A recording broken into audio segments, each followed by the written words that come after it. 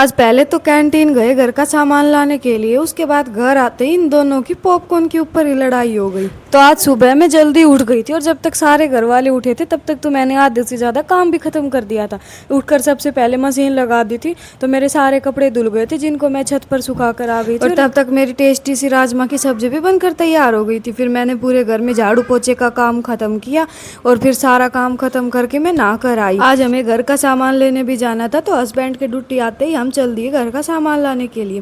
पहले कैंटीन गए, कैंटीन पहुंचकर हमेशा की तरह सबसे पहले टोकरी उठाई और चले गए नमकीन के सेक्शन में। पहले नमकीन ली, उसके बाद खाने पीने की चीज़ें लेकर बाकी घर का सामान लिया। तभी रुद्र को देखने लगे तो ये तो टॉयज के सेक्शन में जाकर घुस गया। लेना इसे कुछ भी नहीं था, बस वहाँ से टॉयज उठाकर मुझे दिखा रहा था कि मम्मा ये देखो, मम्मा ये देखो कितना सुंदर। सारा सामान लेके लास्ट में बिल करवा के वापस अपने घर आ गए। और घर आते ही रुद्र के लिए मैंने पॉपकॉर्न बनाया तो इन दोनों भाइयों की पॉपकॉर्न पे ही लड़ाई हो गई।